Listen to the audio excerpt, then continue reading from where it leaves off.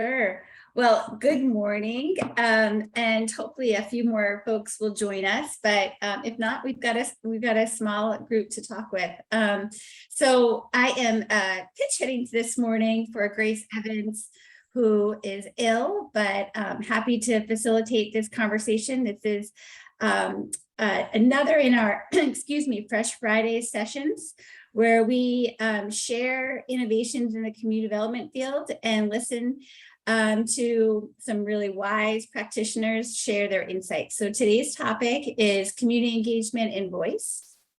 And we are joined by Dennis from One Neighborhood Builders and Tim from the city of Providence. So I will let both of them introduce themselves and answer kind of a preliminary question, which is just what they do with the organizations and how would you define community voice. So I am going to pass it off to Dennis, who I would say he's going to explain his title, but it belies the breadth of his job. He does so much at the organization. So we need a new title for you, Dennis. Passing it off to you. Hi, everyone. Good morning. I'm joining you from Seattle, so it's 5:30 in the morning here.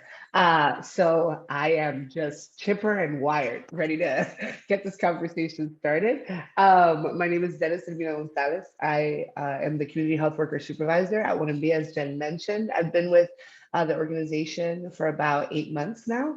And I would say community engagement at One Neighborhood Builders is at the core of like everything that we do. Just because we can come up with really incredible initiatives and have really great programs, but if we're not engaging our constituents and we're not engaging our community members, then we're not really doing the work that we are set out to do. And our goal is to build communities and to have them live healthy and enriching lives. And community engagement is at the core, needs to be at the core of that. So. Great. So hi, everyone. Thanks for having me and thanks for putting this together, the One NB team. My name is Tim Shea. I work in the Providence Planning Department, Department of Planning and Development. And I've been there similarly for a shorter period of time. So I'm there about 7 months now, but I've transitioned into this manager of engagement programs role. Where it's a really fun role where I'm kind of at the intersection of everything that we're doing in planning and development, from kind of our long range planning to our community development team that facilitates funding, to a lot of other things going on in our department. But I'm there to think about how we engage people and how we include them in the built environment around their city, really. So I guess when I think of what is community voice, ideally for me, it's empowerment, and it's people feeling a sense of ownership about the spaces around them and their role in participating in how those spaces are built, how they're designed. So that's a bit for me. I appreciate that. Thank you, Dennis and Tim, for your introductions. And it's wonderful to see additional people joining our Fresh Friday Zoom this morning. So the format will be, we are going to really stick to our timeline of having this be a brief conversation concluding at 9:30. It is being recorded. So for those of you who join later, just want you to know that this session is being recorded. It will be posted on our website later. So I'm going to ask a few questions, and then we're going to really open it up. And everyone who's participating can share a question either by raising their hand and asking it verbally, or putting it in the chat, and I will ask it on your behalf. So that's the run of show, if you will. So my first question, I'll just go to Dennis, and then Tim, you can answer too, is COVID-19 obviously has impacted everything that we do in every sector, every industry. But specifically, how have you experienced the impact of COVID-19 on your ability to engage with community and conduct meaningful, authentic outreach? Dennis? Yeah, COVID was particularly difficult because, as part of community health work, the thing that drives community health work is connection. And oftentimes that physical one-on-one connection with community members is was the sweet spot to be able to really address all the needs. So telephonic outreach was definitely a little difficult to navigate. But I think what happened was that we had to be even more intentional in the way that we communicated. And we had to even show a lot more commitment to community engagement. So it began, I think, with telephonic outreach, and then it transitioned to you stand at your doorway and I will stand 6 feet apart from you and we will talk like this. And just to show you that I'm super dedicated and I can't really be right there with you. And but I can be here 6 feet apart, and it just made it difficult, but it didn't make it impossible. And I think that's the beauty of the community health worker team, specifically at 1MB, is because they went above and beyond to really do what needed to be done in efforts to make sure that our community members were receiving the help that they needed, were being empowered where they needed to be empowered, and were being fed when they needed to be fed. So I think it made it difficult, but it didn't make it impossible. We still found a way to create that genuine and authentic connection. Thank you. Tim? Yeah, and although I joined the city pretty recently, I did have another role that was working in community engagement in local government elsewhere beforehand. And like a very brief anecdote, there was a moment where it felt like technology could solve everything. And, it's like, oh, no worries. We created this workshop where we'll have 200 people on and we'll split them into rooms, and some of those workshops crashed and burned. So I think just having patience really forced us to have patience, forced us to innovate. I think at the end of the day, the technology can increase engagement and can increase like the accessibility of certain things. Like I wouldn't say public comment at a commission of the cities is like the ideal of community engagement, but we have seen like through our public comment participation like skyrocket just because everything's on Zoom, which is interesting. But I think, yeah, it's really changed how we approach our work. It's forced us to be patient, and I think the content of what we're talking with people about has changed as well. So, people see their public space in different ways. People see the need for housing, more urgently. Other issues are a lot more urgent. So it's kind of changed the content of what we talk about as well, I think. Yeah, it's such an interesting observation that, we were at this moment where it felt like technology could solve everything. And I've experienced increased participation, but that isn't necessarily translates to engagement, where you have a great number of people who are attending the Zoom. And if it was in person, you probably would have had half the number of participants just for the ease of being able to log in. And for those of us who are a little more introverted or just have a busy lives, being able to do that is easier.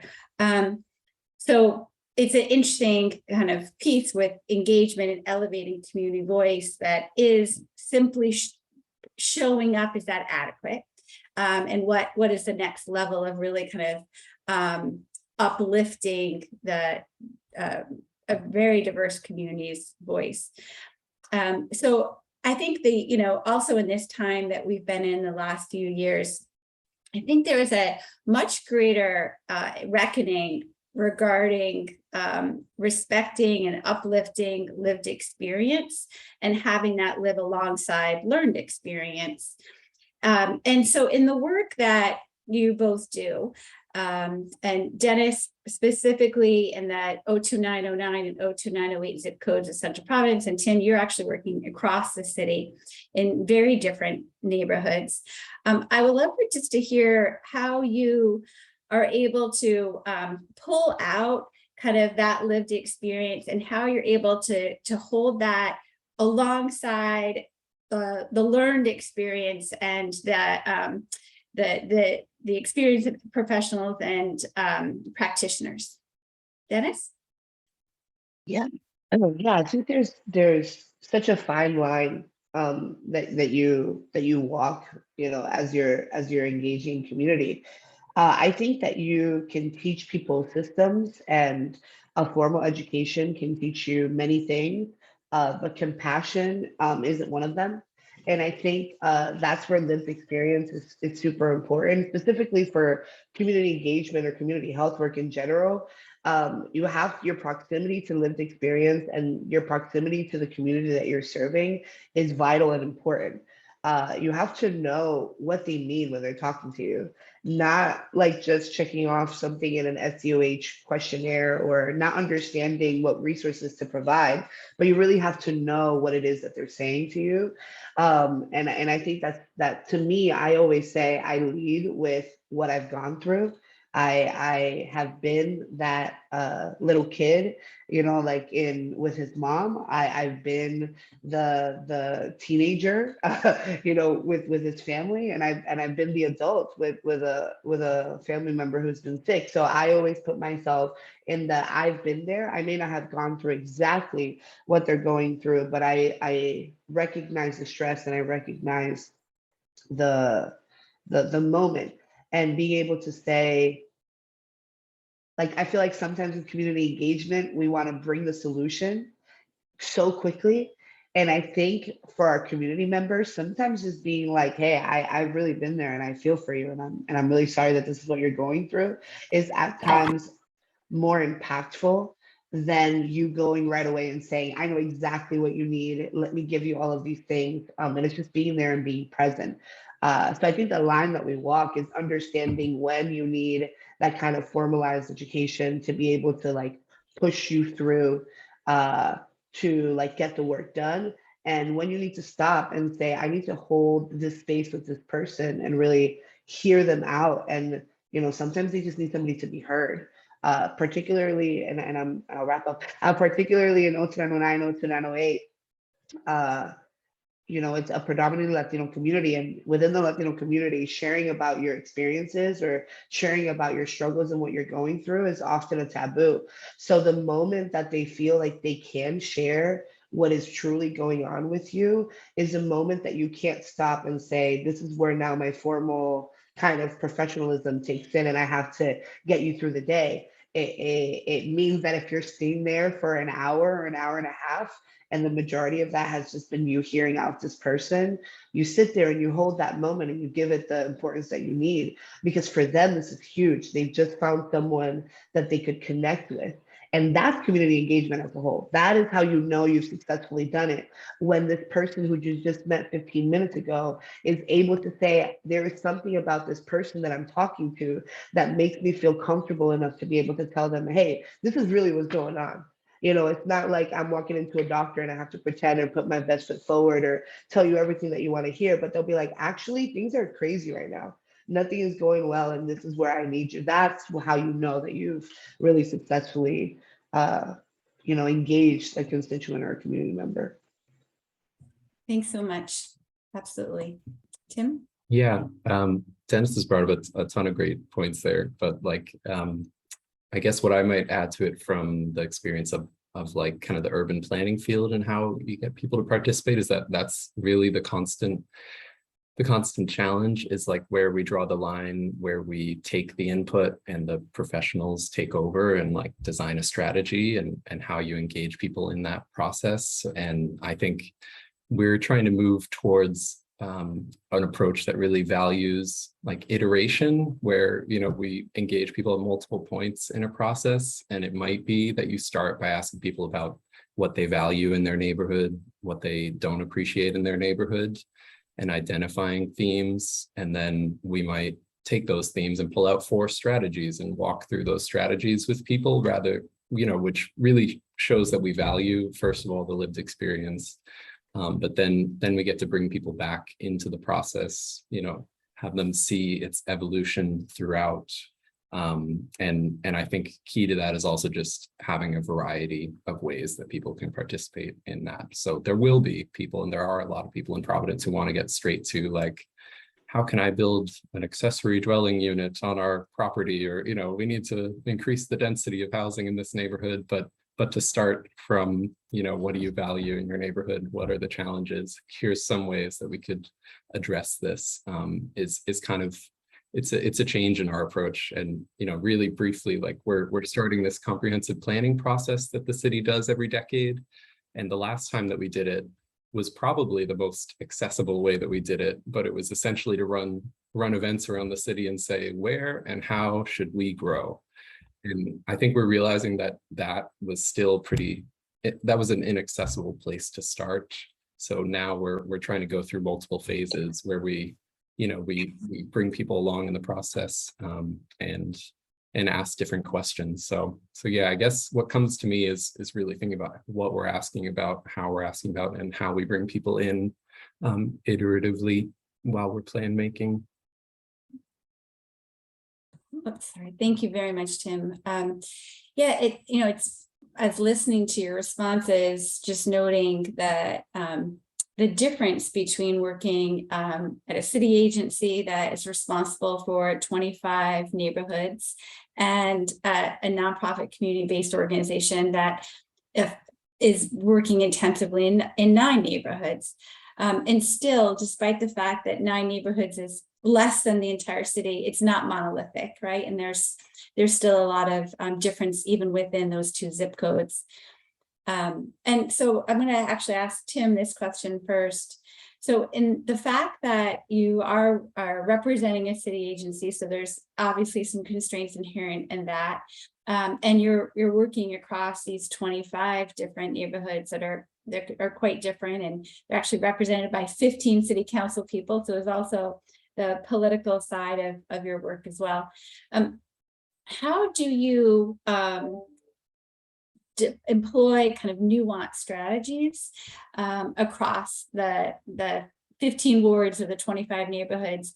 I mean, I think the comprehensive plan that you're doing is a really great example of thinking about how you get kind of engagement around that. So you could use that example or anything else that comes to mind.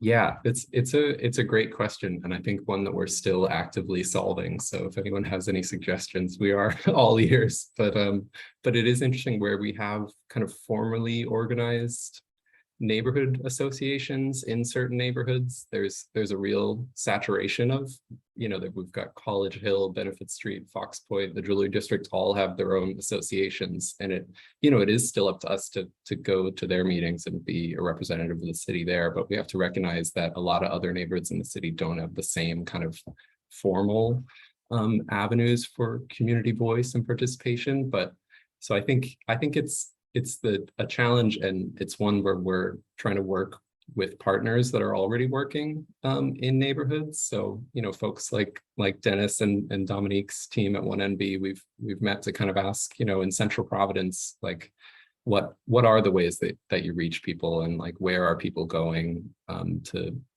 share their views and perspectives. And there's a lot of people who've already learned a ton. So I think being conscious of that is really key. But I think in this planning process that we're starting now with the comprehensive plan, we're being really conscious about like actual data about how the city's changed, because it's been pretty dramatic. Like in the last decade, we're now a very clear majority city of color, in a way that we were, it was kind of a 50% people of color, 50% not. But now this decade, it's like, no, we're 63% people of color. It's, the plurality are, there's a really clear plurality that are Latino, that are, many of them are more comfortable speaking in a different language. So I think we're just trying to really check all of our engagement and keep good data about who we're engaging with, to make sure that it is representative what we're taking in. And it is always challenging to do like a citywide plan rather than a neighborhood specific plan, because we do have to decide where citywide we want to grow, for example, or where we want to change the zoning code to enable growth. And there are tough decisions to be made, but if we're able to look back and say, representatively, this is what we heard across our city, then we can make those decisions with more confidence. But it is a constant challenge. It's a great question. Thanks so much for that, Tim. Excuse me. Dennis, any reflections?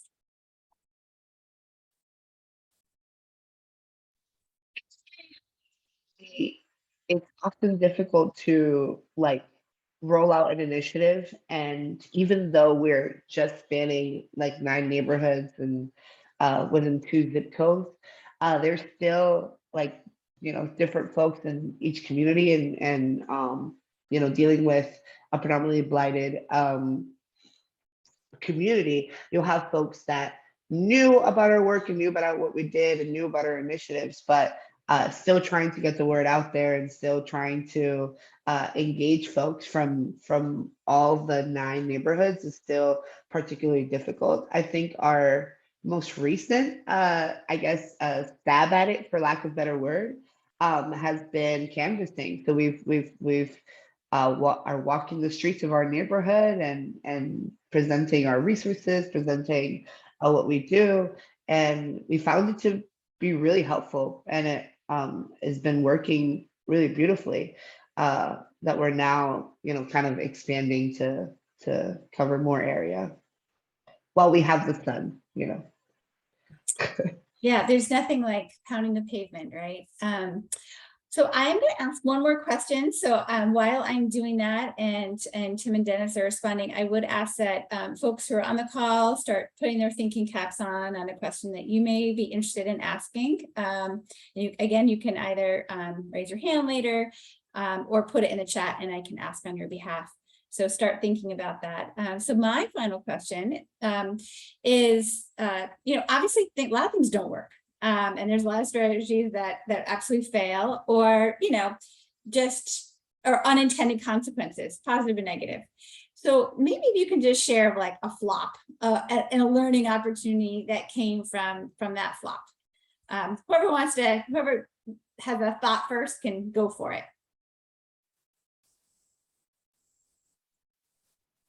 Tim. I do have one flop from my previous role that comes to mind where I kind of referenced it loosely, but beginning of COVID, there was a really tense housing development. The architects wanted to bring people in to help design the development as hundreds of units.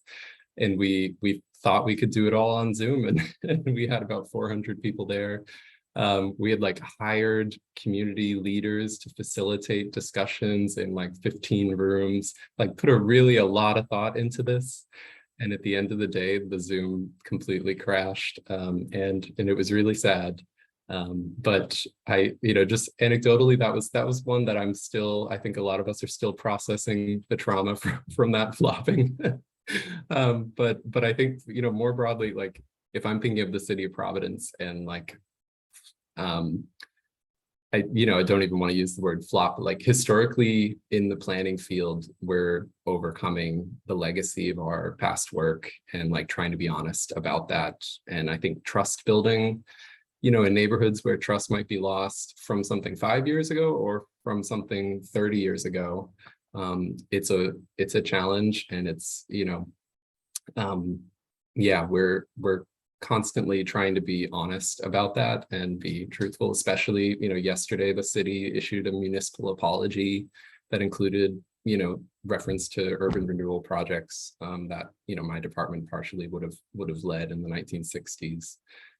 So first step is, of course, stating that and acknowledging that, but the next step is, what does that mean in our work? And how do we place equity front and center when a lot of past harm has been done?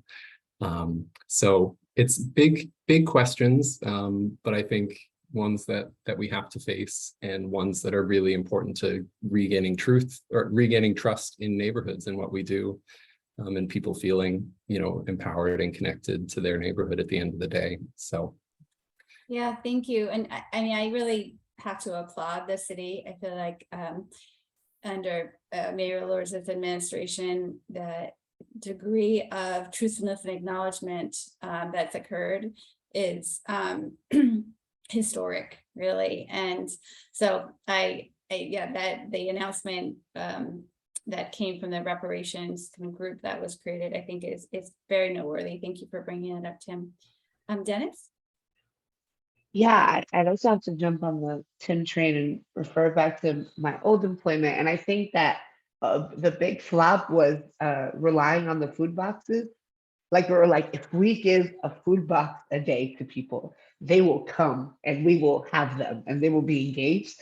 And I remember we'd go through this list and call so many people and like give them a food box, and then they would never call again. Like we had done, like we had spent so much time, an hour, like hours of just reaching out and being like, do you want a food box? And then driving all across town and dropping it off. And then I couldn't tell you if like two people off of that list really called back, like for anything, or like answered our call even afterwards. So that was a flop. So but we learn and we It's right, we sort of adjust. the difference between a transaction and an engagement, right? Yeah. Yeah. Thank you very much for both of your thoughtful comments and observations. So I'm opening up to participants. Does anyone have a question?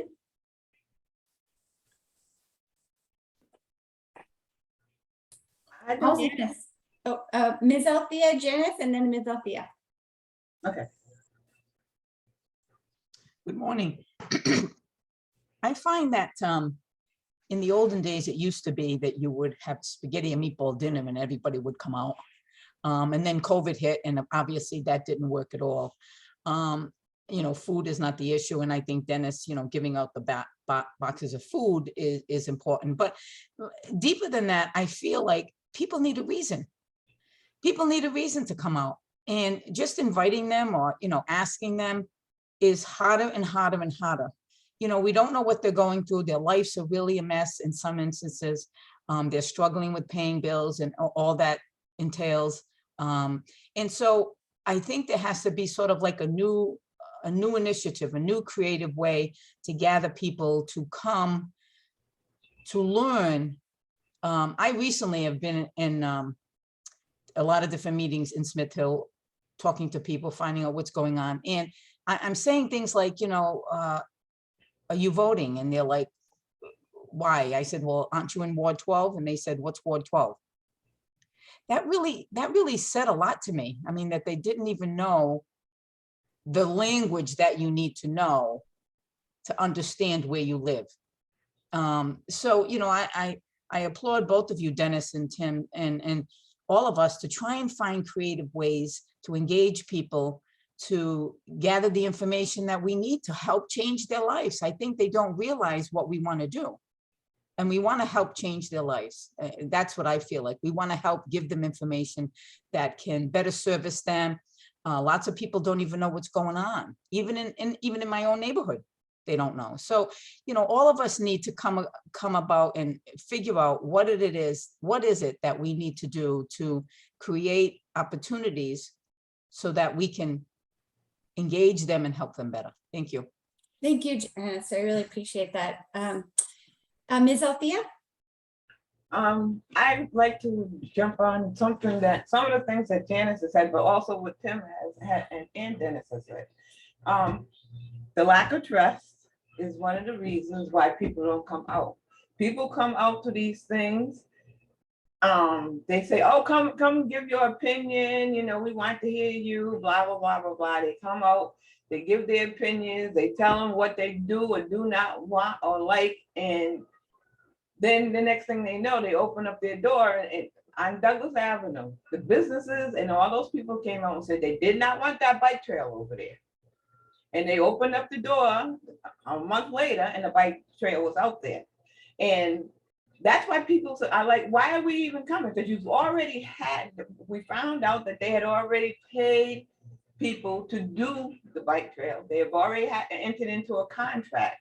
So people are like, why am I even bothering to come out? If I come out, you already made up your mind. You just want to rubber stamp something saying that you came to the community and asked. You didn't really come to the community to find out or to really listen to what I had to say, because you've already made up your mind. The decision is made. The monies have already been spent. So you're not going to change anything.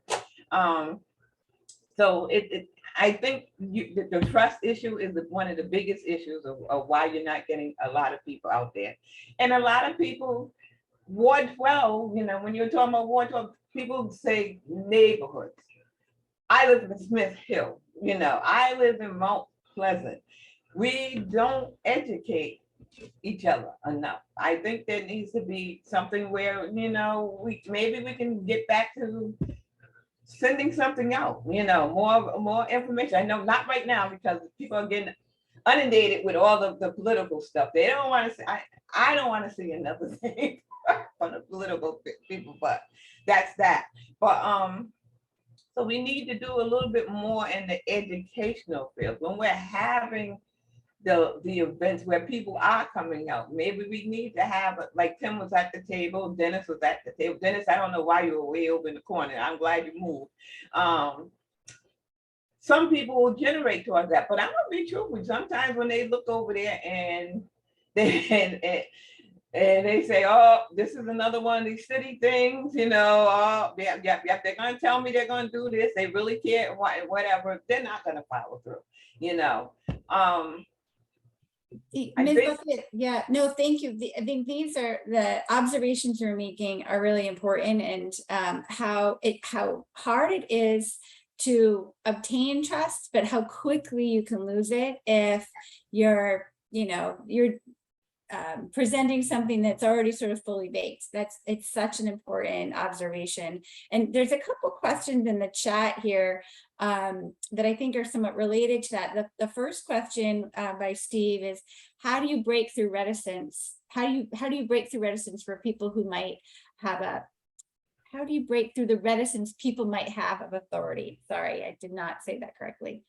Dennis? He meant I want to say he meant resistance, right? Because if it is resistance, then I have no idea what that word means. But yeah, just that, right. Like for people who are like, I've got a real issue with authority. How do you break through that? Yeah. Yeah. I think human connection. I think I think that what we've done with community engagement is focus so much on what has worked in the past. And we keep telling ourselves this. They'll come because in 2019 or in 2018 or in 2016, we did this exactly the same, and we're just going to copy and paste it to 2022, and they're going to come as well. And I think what we need to realize is that people went through a really difficult time. And as nature happens, people grow and change, and what worked before doesn't work now.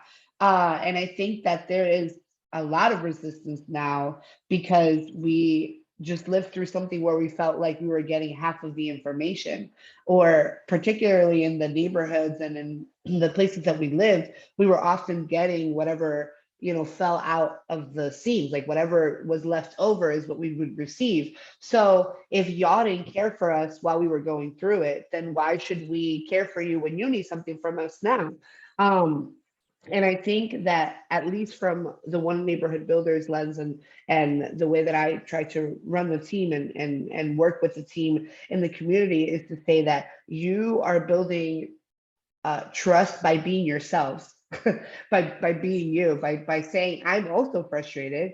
I also understand what's going on. I'm sorry that this is what we have to deal with, but let me see how I can be of help to you. Let's see how we can work together to make this a better experience for you. And I think to echo Ms. Althea and Janice's points is saying we have to stop trying what we've tried in 2019 because the world is very different now in 2022. And I think people are afraid to go back to the beginning, but you just had folks be in their houses for 2 years. I think it's time for you to reintroduce yourself to them.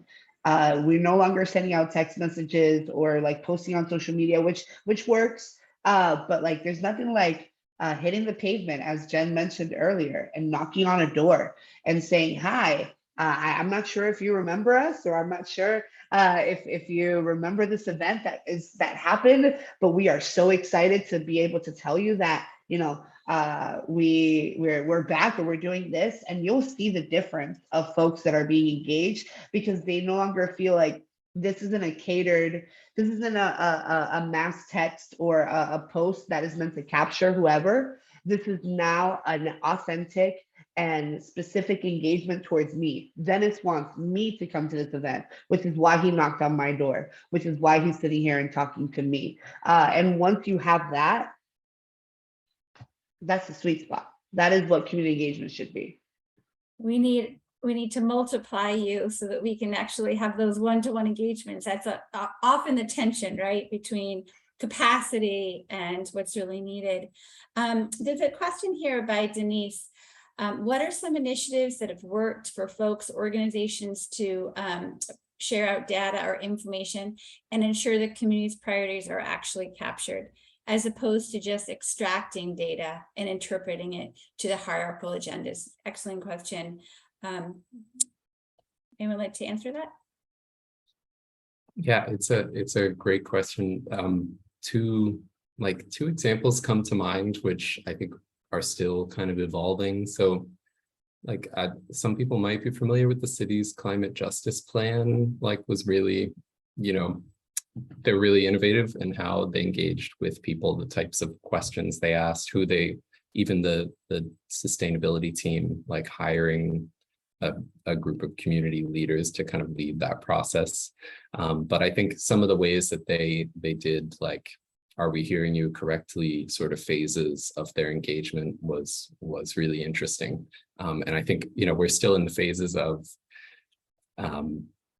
translating that to implementation to see if it really follows through. And at the end of the day, implementation is a whole different animal where the city's trying to match funding with the priority that was spoken to, and it's a challenge as well. But that's one example that comes to mind. But I just one other that from my previous role that comes to mind is there was a project that was around regenerating, which is a loaded term, but regenerating like a certain area of a city, and they had different forms of projects and opportunities. And one of them was like, we had three things going on. One was around how do we change building regulations to enable certain buildings to be regenerated. But another was like, here's this pot of money. We want to have a participatory budgeting process where communities can propose projects and see, that's like a real way to see, okay, here we're giving you this honest capacity and want to see what you want to do with that. So I know 1MB is really innovating around that too at the moment, and it's one that the city, I think, is really paying attention to see, like, okay, how does this kind of participatory budgeting process work? Is it something that's even right for the city to lead, or should it be, a community-based organization? But they're all things that we're paying attention to. But I appreciate the question. Thank you. And I'm glad to hear that the city is aware and paying attention. And I imagine that a future Fresh Friday will actually be on the topic of our participatory budgeting work and what we've learned and what we can share. There's one more question here I'm going to ask by Pauline. I think we can wrap up with Steve's question because it's a nice, I think, way to end the session. So Pauline asks if there are risks, and if so, what are they, in relying on community groups to relay the ideas, message, opinions of a certain neighborhood versus reaching out to those constituents directly? Any thoughts on that question? I think it's just the game of telephone. So like, oh, this is what they said. I think that's the risk that you find, is that what they said versus what you hear. And what sounds prettier. Oftentimes when we are relaying data, we often like to make it sound really pretty and say like, well, constituents really felt like they needed to be in a place where it was peaceful and they felt like as they were safe. When they really said, my next door neighbor likes to blast music at 10:30 o'clock at night, and it really is frustrating when I'm trying to put my baby to sleep. That's what they said, but this is what we're relaying. So now what we've heard is that the entire neighborhood is very loud and not peaceful and is unsafe, when it was just one person who said that. So that's the danger that you fall into, is getting data from another group versus going to community members themselves. They'll tell you, listen, it is awesome here. We love it. It's just this one neighbor that, is really, ruining it for the rest of us, I guess, for lack of a better word. And then you can say, I'm going to go to the next door neighbor, and they're going to be like, listen, I blast music because I need to like focus on something. They'll have a reason to do it. Or You know, they might just really like Beyonce and they're blasting it at 10:30 at night. You know what I mean? Like that's what you run into, what they heard and what they're saying to you versus what the constituent really said. That's a great example. Thank you very much for sharing I that. thought he was, well, to me, what he was answering from the other point of view. I took from this that was there a risk of the community misrepresenting what was said? It sounds more like there was a risk of you saying, oh, the sky is purple with rain, with you know, beautiful. And in reality, the community knows this is not true. Or you're saying the sky is horrible, it's terrible in that area, and the community knows that that's just a certain pocket of it.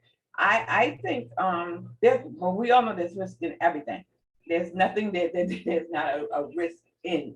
However, I think it's probably better coming from community groups what is going on than it is coming from just your data, because you're only gonna go by if you're in a medical thing and you see a group of people coming in saying, oh, I got aches and pains every day, then you think, oh, something must be going on in that area. Everybody got aches and pains every day.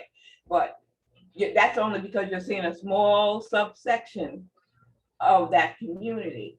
So a lot of times we as a community may say, hey, we got a lot of rats in our area, we need something to talk about. We don't want you to go back and say, well, the community is terrible because it's nothing but a bunch of rats, because there's a lot of positive things there too. The community can also say, you know, such and such has the best garden in the world, you know, we have X, Y, and Z, we have, you know, where you might just see the negative. We can see and talk about the negative, but we can also see and talk about the positive more than you can, because if you're only going by limited data that you're collecting for a certain subsection of a community, you got to have all the community involved.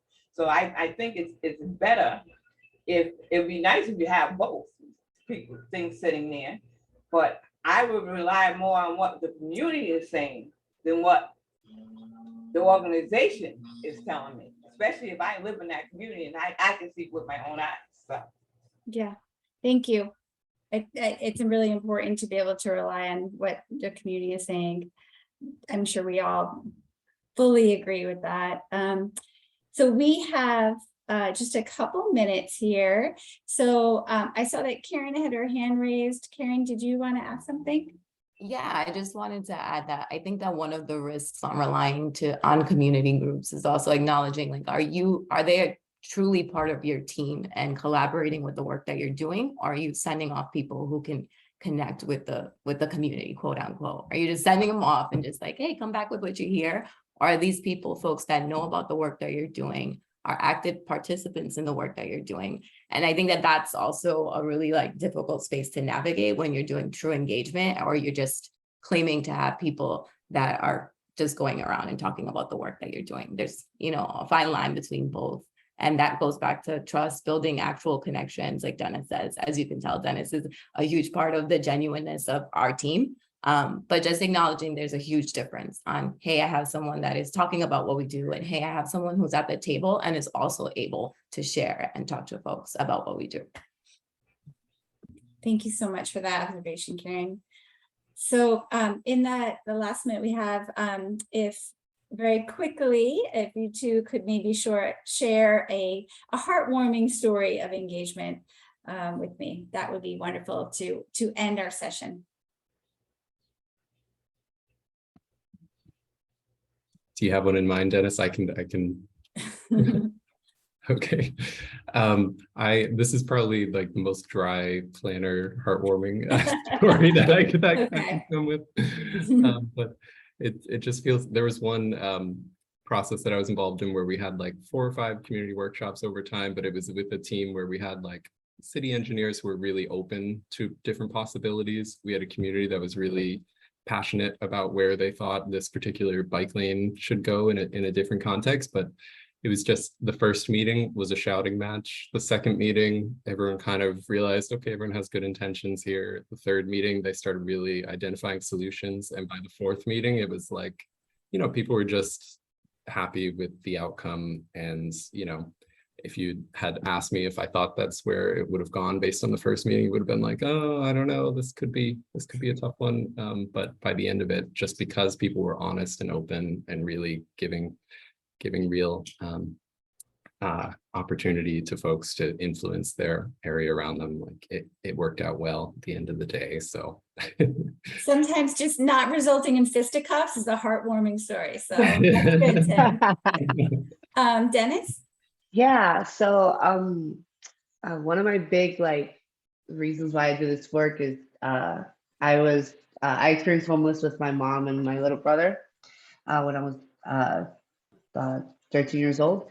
And there was a moment where I got a referral and it fit the exact same bill. It was a mom in her early 30s with a newborn and a 13-year-old who had just had a domestic violence situation like my mom and I had, and they were like sleeping in their car. And it felt so full circle to be able to be the interruption to this and be like, I got you, like I've been exactly there. And seeing it resolved and like walking with them to their apartment and handing them off and to Sojo and like feeling a sense of calm in the room at the third visit, and it really was like, wow, like this is why I did it, to be able to interrupt like baby Dennis, and I felt like I found sorry, and I felt like I found it, and I carry that with me every day that I walk into work. Is like, we get to do this. It's not like I have to do this. It's like we get to do this. We get to be able to be there for folks at the worst possible moment, and it's just that I carry it every single day. That's the center of it. That family. It's a beautiful story. Thank you so much Yeah. for sharing that with us, Dennis. And thank you everyone for participating in this conversation, and starting our Friday and our weekend really off on this note. So I appreciate your attentiveness, and come again. We're taking the month of September off, but we're going to be reconvening Fresh Fridays in October. Stay tuned. We're going to have a special in-person Fresh Friday in October. So stay tuned. Thank you, everyone.